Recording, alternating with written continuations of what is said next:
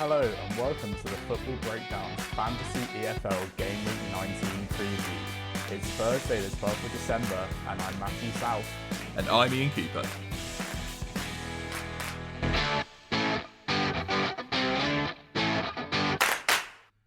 Oh, I've missed that. Only a 1 week break, but it's good to be back. Ian, how are you doing? Yeah, really good, thank you. It's really nice to have you back as well. The pressure's now shared between us, so I'm really excited about that. I haven't had to look at score updates and stats for maybe 48 hours before recording the pod. I can focus on my team and my selections, which I feel really confident in. No, that's good to hear. Yeah, definitely. Well, let's have a quick look back to last week. How did you get on without me? You know what? I got 90 points. It wasn't an amazing week, but I did look at sort of the average scores of the week, and it was quite a low scoring week with a lot of big players not coming up with big results. Like if you look at Norwich with Borja Signs, he came back with 4 points, and I can guarantee you a lot of people would have captained him. I did have Japhet Tanganga in my team originally. I didn't realise he had 5 yellow cards, so apologies for that. So I replaced him with Signs. So that's exactly how I know how he didn't perform there. Ronald was my gamble forward. He played the first game. He didn't play the second game against Plymouth, which I was really frustrated with. And then when he came on, the game was basically done anyway. So he had a really poor points return there. I captained James Trafford, who got a clean sheet in the second game. And Dominic Hyon got 2 clean sheets. He got 17 points. He was my best player overall. The one pick I was really happy with was putting in Trey Hume over Dennis Serkin. I saw a lot of rumours that Dennis Serkin was back and fit for the game, which he was, but he started both games on the bench, so I was really happy to get Hume in there instead. How did you get on, Matt? It was a mixed week for me. Yeah, listen, I was away. I had big time differentials, so I couldn't really keep up to date with lineups and picks. I made my team in about 5 minutes and sent it over to you. So I had Meslier and Bogle at the back, who got me 9 points for Leeds, which is fine. But Bogle didn't play against Middlesbrough, and Meslier didn't keep the clean sheet in that game. So that's frustrating. Hegem 20 points, solid pick. Egan Riley was in the squad. I assume injured, but I wasn't aware of that, and it seemed like, going off the reactions to the Burnley fans, they weren't aware of that either. So I'll tell you what, the best bit of that was in the lineup. There wasn't Egan, but it was John Egan playing, and a lot of players on fantasy thought it was Egan Riley, so kept them in a team. I'm not saying you saw that; you wouldn't have seen the lineup with the time differences, but a lot of people on social media did think it was Egan Riley to start with, so that was quite funny. I can imagine, yeah. By the time I'd seen the lineup and by the time I'd seen the result, I saw Egan Riley wasn't playing. That was disappointing. Didn't have time to switch him out either. So my sub 0.1% pick I sent you, I actually can't remember who it was. It was Alex Robertson. It was Alex Robertson, yes, and he wasn't playing, so I was able to swap him out because I was up on that day, and I swapped him out for Jordan Clark from Luton, and he got me 11 points last week with an assist against Stoke and an interception, so I'll take that. And then Knight and Sainz, nothing. Norwich got 5 points for their 0-0 draw and also lost their other game. The Sheffield Wednesday gamble did not pay off as they drew and then lost. So disappointing, 68 points, and I'm now below you for the first time ever in the leaderboard. So that's frustrating. I will say as well, actually quickly, on that Norwich pick, I did have a quick glance through who other people in our league have picked, and a lot of people had Norwich. So I think at least we're all in the same boat on their disappointing week. Yeah, definitely. And my other team was Blackburn Rovers, who returned 18 points, winning both games 1-0 away from home. Would have liked the 2 for the 2 goal bonus, but I was pretty happy with that pick. I was pretty confident on Blackburn. Annoyingly, my sub 0.1 pick was Todd Cantwell, and he didn't get any goal involvements. In fact, in the first game, he just played 85 minutes. The second game, at least he got an interception and 2 key passes, but that was taken away by the yellow cards.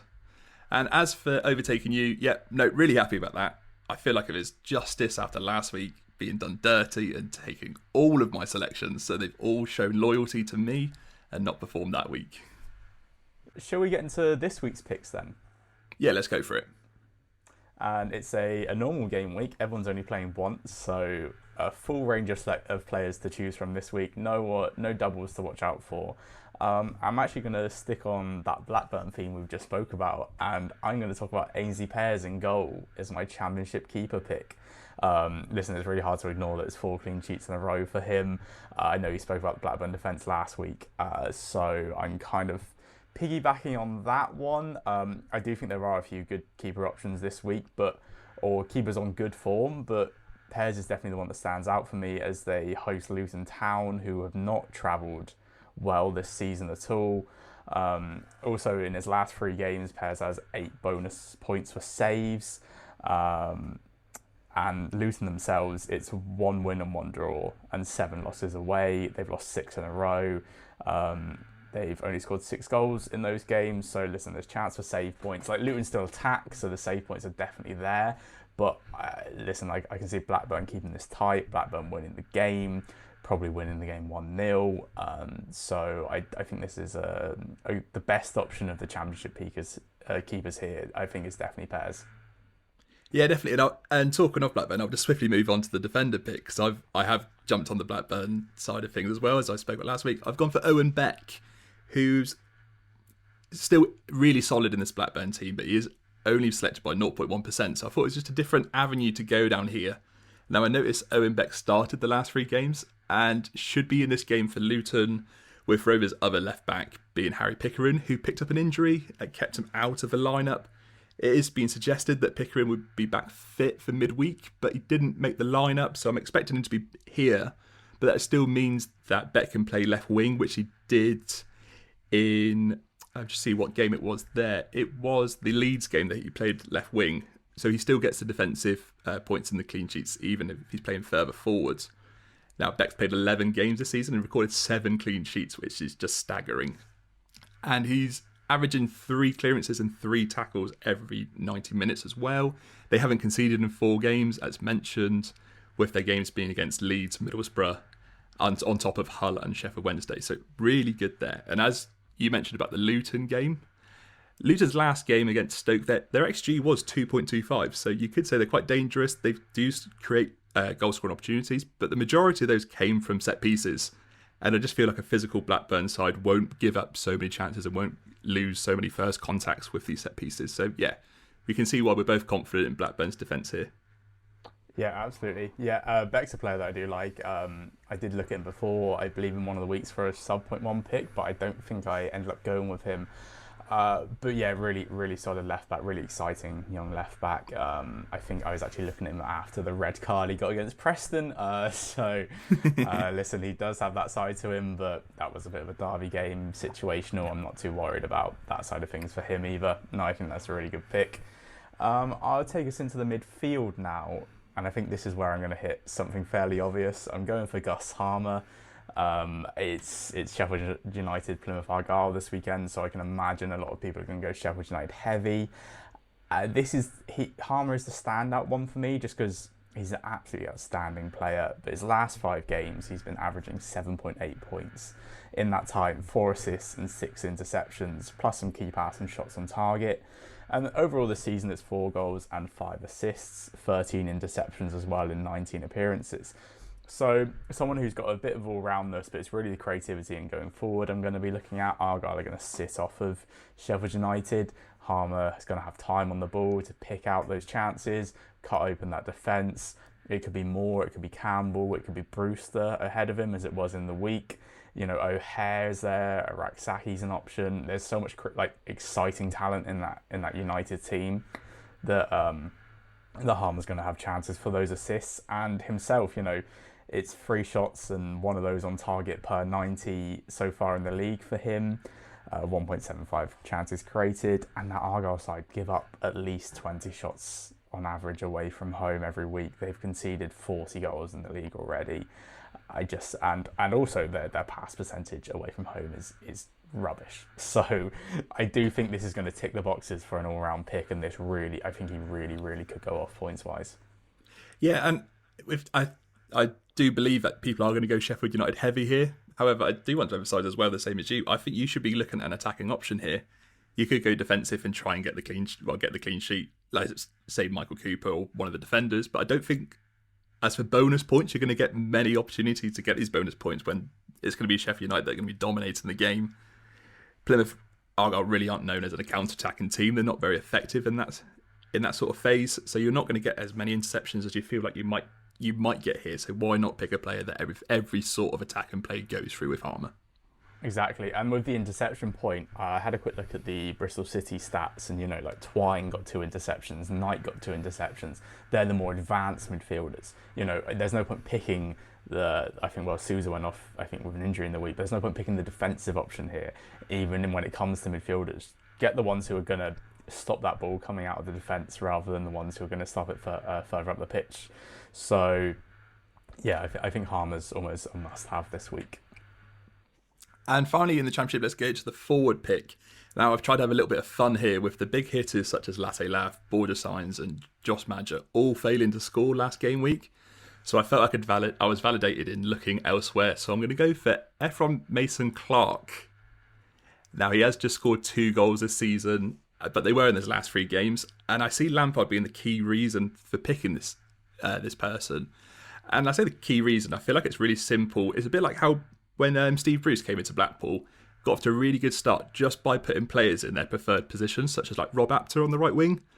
And I feel like that's what Lampard's done here with Mason Clark, just playing on the left wing, allowing him play to his strengths, running from the left side, creating goal-scoring opportunities and good scoring opportunities as well.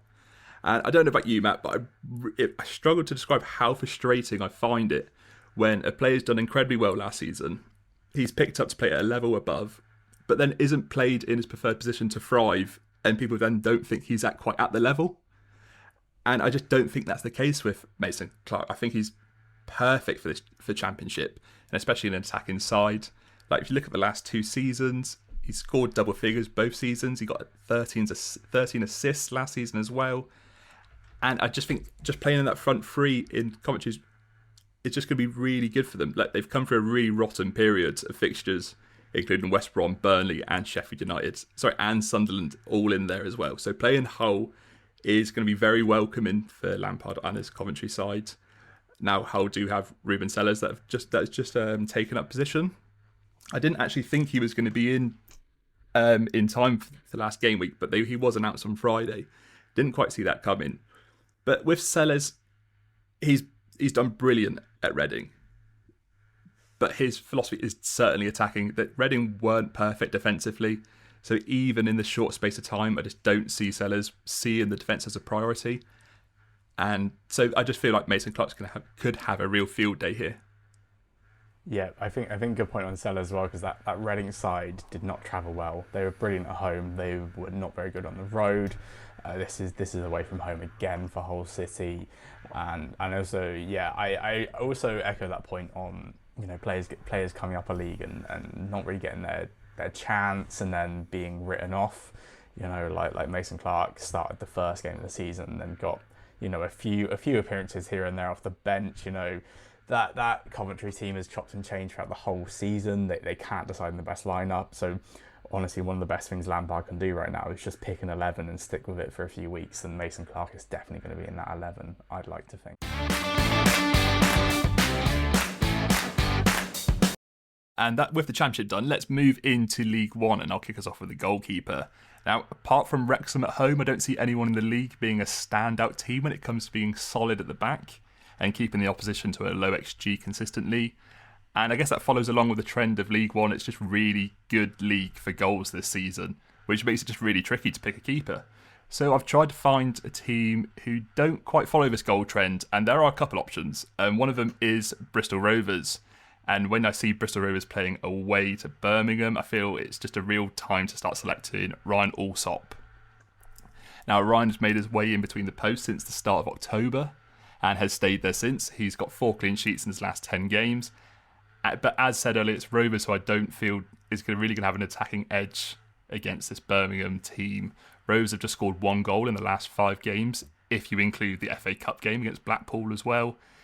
I just don't really feel like there's much to add to this pick. It's just 2 mismatched teams in this league, and it's really down to how Birmingham play on the day as opposed to if Bristol Rovers are going to look attacking or not. Yeah, I have nothing to add to that. I fully agree. Into the defence now, I'm going to speak about the other team you mentioned, which is Wrexham. Max Clayworth's my defensive pick. Really obvious defensive selection. But listen, it's Wrexham versus Cambridge this week. Cambridge have picked up form. They are looking better, but it's mostly coming at home. Wrexham, so on the road to Wrexham, who are absolutely formidable at home. I see this result going one way. Listen, 9 wins from 10, only 4 goals conceded, 7 clean sheets in their 10 home games so far. And Clayworth has that threat going forward, 4 goals and an assist in 15 games so far for him this season. It's almost a shot per 90, or 0.47 chances created per 90. He's a threat in the box, outside the box, coming forward if they get invited, to bring the defence up. And 21 tackles, 44 clearances.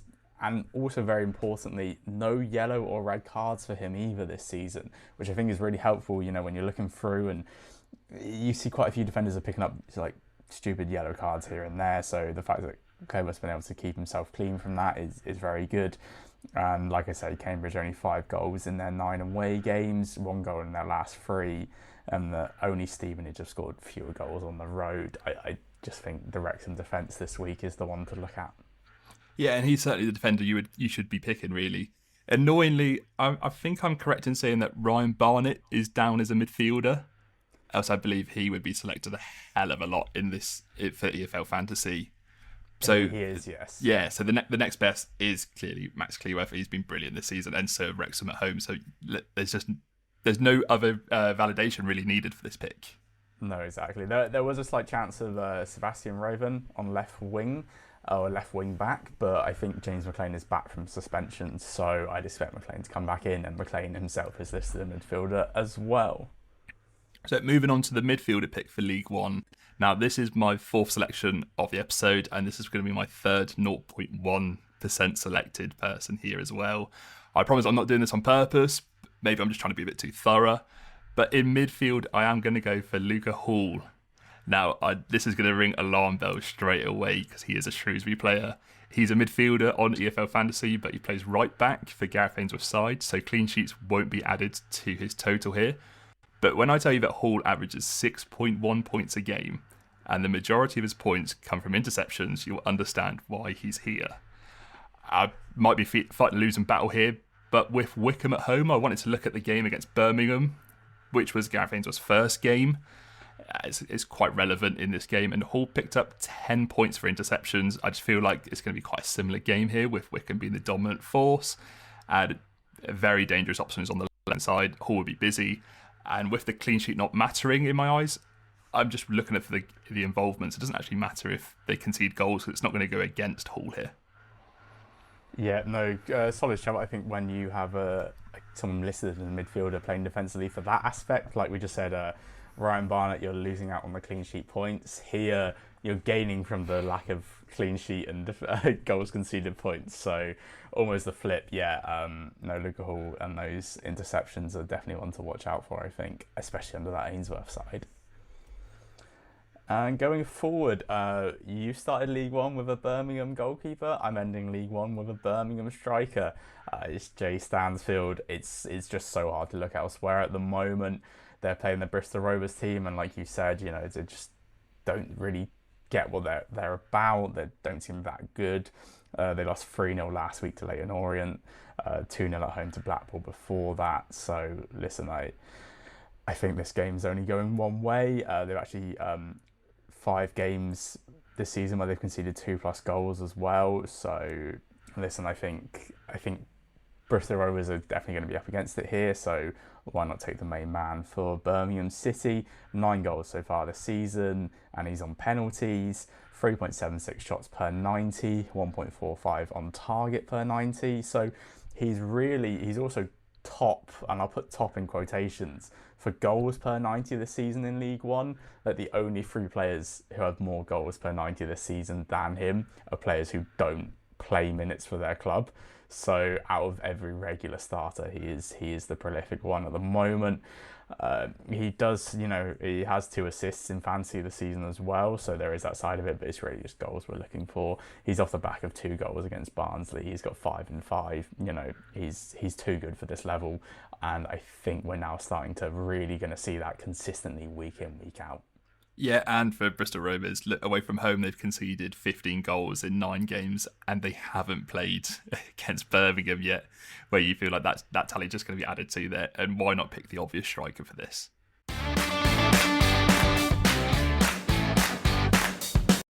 So I'll take us into our League Two picks now, and I'll start with the League Two goalkeeper. I'm picking Luke McGee from Tranmere Rovers. Since the start of the season, Tranmere really defensively have not matched up to their first few games. But listen, it's 9 goals conceded in 9 games, 4 clean sheets so far this season. This pick really comes from a lot of the League Two good options are kind of playing trickier games, so I'm really just trying to focus on a clean sheet here. Their opponents, Harrogate Town, who have scored just 7 goals on the road. They failed to score in their last 2 league games. 9 times this season, they have not scored a goal. And 5 out of 9 away games, they have not scored a goal. So I'm really just going for the fact that Tranmere can hold off Harrogate here.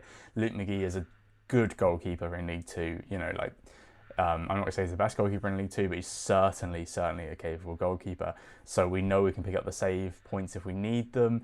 We know that should Harrogate get chances, then it's not just by default going to be a goal. He's definitely up to scratch for that side of things. And as much as I think this is just going to be an absolute terrible game of football, I will take the 0-0 and the clean sheet and go home happy with it.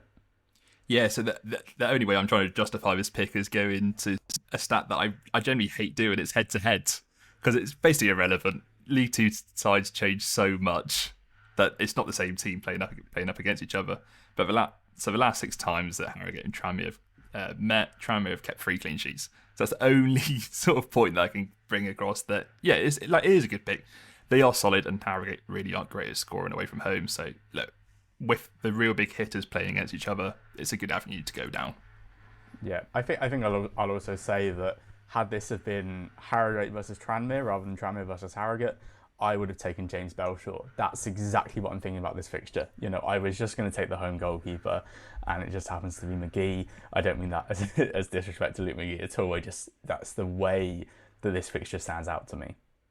Yeah, and then moving on to the League Two defender pick, I also found it really tricky because everyone who's ever got a good defence is playing against high-scoring teams here. So, and I actually wrote in my notes, Matt might have the same issue while picking a goalkeeper, prove right there. So I want to pick a defender who's also got some good attacking output. And where else can I look at, apart from the side that averaged the most goals per 90, which is Walsall. So I'm going to have to go for Connor Barrett here.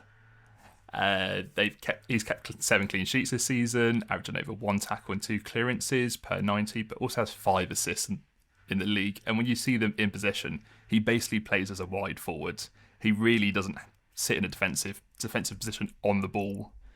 And Barnet's side are hosting Barrow this weekend. Barrow have the worst XG in the league with 13.8 goals, and whilst having a great XG conceded, this Walsall team are just relentless. Even good defensive teams really struggle to keep out Walsall here. So I've picked a defender that I feel like is going to have the most influence on this game. Yeah, no, definitely a solid pick there. Definitely agree with the reasoning. Walsall really good side. Barrow definitely not a bad side, but going forward, they're not prolific. So the clean sheet's definitely there. Into midfield now, and I say things get a little bit more exciting here with my pick at least. It's someone who I've spoken about before though, so I was looking at the options, and this is definitely the one that still stands out to me the most. It's Alex Gilby. He is absolutely on fire at the moment. He's averaging more than 10 points a game in his last 6 games. His last 3 home games, 11, 11, 16 points. He scored in 5 games in a row, including 2 in the last game. And they're up against a Gillingham side who have conceded 7 goals in their last 4 away games. They've really struggled recently. They have started to turn it around a little bit after being so good at the start, then so bad in the middle. They're now just kind of in that average spell of trying to pick it up. But I think MK Dons, who are scoring for fun under Lindsay at the moment, should be too good for them. And Alex Gilby is really, really thriving in this role, just playing off of the striker. Should it be Hogan? Like Lee's played up there as well. So I definitely think Gilby is just someone who also is just too good to ignore at the moment. Yeah, no, certainly too good to ignore at the moment. For my defender pick, I was actually looking at Robbie McKenzie for Gillingham. He's basically playing midfield this season. He's got 3 goals and an assist. So he was a name I was thinking of, and I realised that he's playing against a really high scoring MK Dons side, and because he counts as a defender, he's going to lose points if he concede goals. So I want to stay way clear of it, and why not pick the best player for MK Dons at the minute? And then moving into the forward pick for League 2. Now I'm going back to a player that I've suggested before and blanked for me. A player that you've suggested, though you've pondered over, Matt, and then removed him and had a brilliant week. And I want to revisit him again, and we're going to talk about Matt Stevens. Matt has scored 4 in his last 5 games, if you want to include the blank in the EFL Trophy match this week, and his tally is up to 10 for the season. When I first mentioned him, I hinted that I was thinking Stevens was going to catch fire, and that's exactly what he's done now. So let's just jump into the stats here. His XG is 9.9, so he's basically caught up to his goals scored. He's had 44 shots this season, with 50% of them being on target.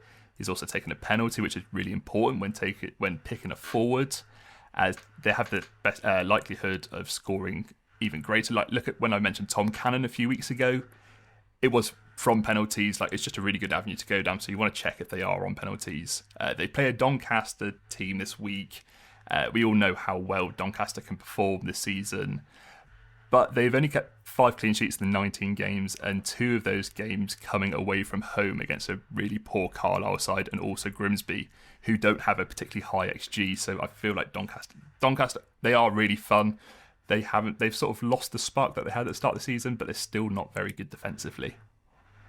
Yeah, and I think as well it's worth pointing out, Wimbledon have had a fair few injuries this season.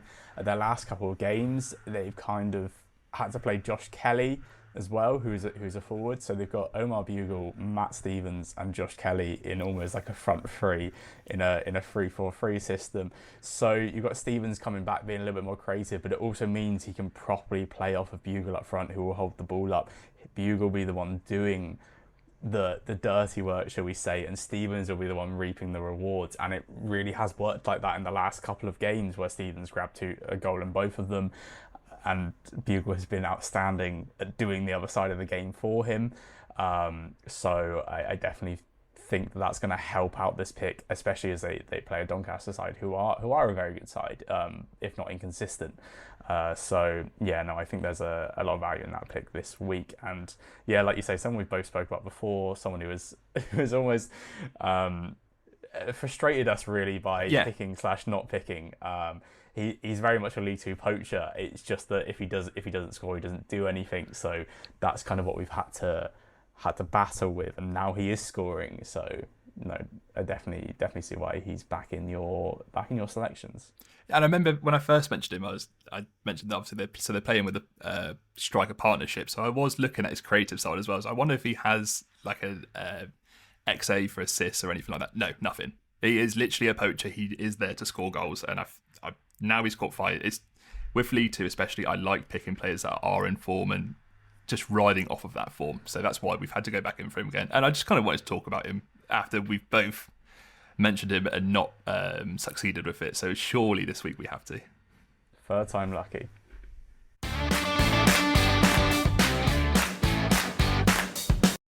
And now stepping into our sub 0.1% picks. Ian, do you want to take us away?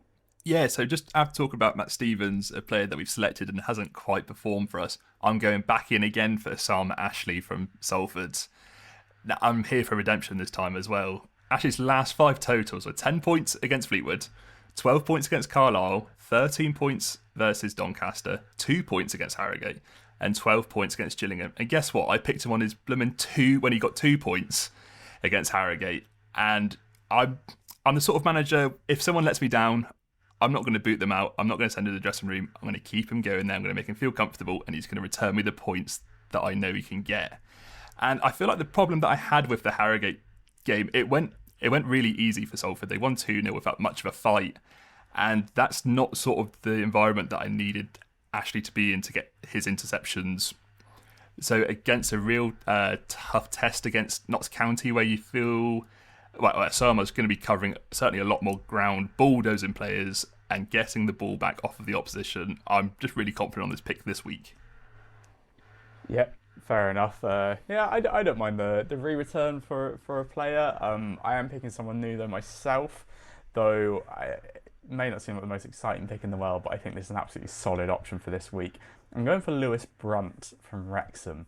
He's part of the back three at the moment. He's actually started the last 4 games for them, so probably coming in under the radar for a lot of people. He basically has replaced Thomas O'Connor on the left side of that defence following their 1-0 loss to Stockport. So in the 4 games he started in League One, they've conceded no goals, and that's at home to Exeter, at home to Lincoln, at home to Barnsley, away to Burton. Most exciting fixtures in the world? Not at all. But they're playing a Cambridge side who are kind of within that realm of opponent, and so for a player who has an average of 9.5 points in those 4 games, made 14 tackles and 17 clearances, I think that this is too good to not take this week while the selection's low. I'd be surprised if there wasn't a 9 or 10 point return. You know, it's not even like he's just returning 7 points and getting the clean sheet and doing nothing. He's getting 2 or 3 bonus points extra per week as well. So going forward, you know, doesn't have the O'Connell or the Clayworth threat at the moment, but you never know. Like Wrexham, should they need the goal, he'll probably keep going forward. He'll might end up on the end of a corner. Last season, Clayworth certainly didn't have that threat, so it can still come. But anything like that would just be a bonus. I just think that the Wrexham defence is so good that Brunt has stepped into it so seamlessly, and at 0% selection right now, I want to get on him before everyone else does. Yeah, it's a bit like my Owen Beck pick for the Championship defender. When you have a defensive unit, it's quite actually easy just to go pick any one of them. So to get one in at your sub 0.1 pick, you're just as comfortable as picking him as you would be picking any of the other defenders there. So I can see why you've gone for him. Well, shall we give each other a rundown of our full teams then? I'll start us off this week. In goal, I have Ainsley Pears, as mentioned earlier. Lewis Brunt and Max Clayworth are both in my defence. I'm doubling up on Wrexham there. A bit risky, but they're just standing out for me at the moment. Obviously, this is all subject to change, potentially before tomorrow. And speaking of Connor Barrett's also in my defence this week. It's a 3-2-1 for me. Gus Hamer, Alex Gilby in midfield, Jay Stansfield up top. And for me, I've gone for Michael Cooper in goal for Sheffield United. I've gone for Owen Beck and Connor Barrett as well. I've gone for 3 midfielders in Luca Hall. I had to pick him. I couldn't have a really left-wing pick and then not commit to it in my team, so I wanted to prove my worth here. I've gone for Osama Ashley as my sub 0.1 pick, and I've gone for Lewis Wing, who are playing at home to Blackpool. He's just having a really good season. His points return is ridiculous lately, and so I just want to keep going on that. And up front, I am going for Matty Stevens.